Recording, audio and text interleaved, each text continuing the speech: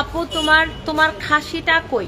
লাথি মাইরা চপর দাঁত সব করে খাওয়া। দেশের আলোচিত নারী উদ্যোক্তা সোশ্যাল ইনফ্লুয়েন্সার রোবায়াত ফাতিমা তন্নির স্বামী শাহাদত হোসেন মারা গেছেন। তিনি ব্যাংককে চিকিৎসাধীন ছিলেন। সামাজিক মাধ্যমে খবরটি নিশ্চিত করেছেন তন্নি নিজে। আজ বুধবার নিজের ফেসবুকে তন্নি লিখেছেন, সে আর নাই। ব্যাংকক, সময় রাত 3:03 আমাকে সারা জীবনের মতো একা করে চলে গেছে। মাস কয়েক আগে গুরুতর অসুস্থ হন তন্নির স্বামী। অবস্থান অবনতির দিকে গেলে ব্যাংককে নেওয়া হয় তাকে। সে 90% ব্রেন ড্যামেজ হয়ে গেছে, কোনো অপশন সে খবর নিজের ফেসবুকে জানিয়ে তন্নি লিখেছিলেন, জীবনের সব থেকে কঠিন সময় পার করছি। আমি কোনোভাবেই তাকে হারাতে চাই না। সবকিছু অনিশ্চিত জেনেও আল্লাহর বিশেষ কোনো রহমতের আশায় অনেক কষ্ট করে আজকে সিঙ্গাপুর থেকে এয়ার অ্যাম্বুলেন্স বাংলাদেশে আনিয়ে তারপর ব্যাংকক নিয়ে আসছি। আমার জীবনে সবটুকু দিয়ে চেষ্টা করছি, বাকি আল্লাহর ইচ্ছা। সবার কাছে দোয়া চেয়ে তন্নি শেষে লিখেছিলেন, সবাই দোয়া করবেন আমার ছেলের জন্য